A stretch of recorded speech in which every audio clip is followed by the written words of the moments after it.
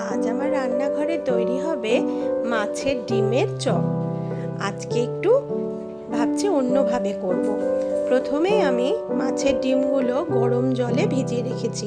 ভালো করে গরম জল দিয়ে ধুয়ে নিয়েছি যাতে আষ্টে গন্ধ না থাকে। এখানে একটা কাঁচা আলু আমি এইভাবে গ্রেট করে নিয়েছি, কারণ বাইন্ডিংটা খুব ভালো হয়।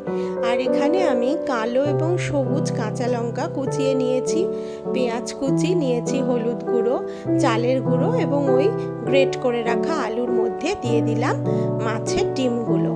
এবার আমি ভালো করে সেগুলোকে সব একসাথে মিশিয়ে নেব। ভালো করে মেখে নেওয়ার এইটাই কারণ ডিমগুলো অনেকটা দলা দলা অবস্থায় থাকে। ভালোভাবে মিক্স করে নিলে সুন্দরভাবে ব্যাটারটা তৈরি হয়ে যাবে। এবার আমি এর মধ্যে দিয়ে দিয়েছি পরিমাণ মতন নুনটা আগে দিইনি, কারণ জল কেটে যায়। এবার আমি এর মধ্যে একটু মশলা অ্যাড করছি। দিয়ে দিলাম আদা আর গরম মশলার পেস্ট, আর দিয়ে দিচ্ছি খানিকটা লেবুর রস এই কারণেই দিলাম যাতে ডিমের গন্ধটা একদমই না থাকে। এইভাবে করে আমি কিছুক্ষণ রেখে দেব। তারপর কড়াইতে সর্ষের তেল গরম করে ছোট ছোট আকারে এইভাবে চপের মতন গড়ে নেব। খুব মুচমুচে হয় এবং ভীষণ সুন্দর হবে।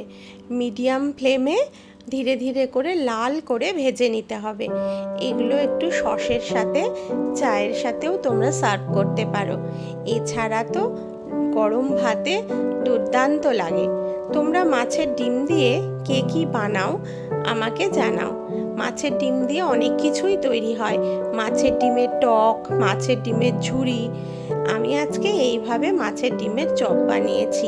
কেমন লাগলো বন্ধুরা জানাতে কিন্তু ভুলবে না। ধন্যবাদ।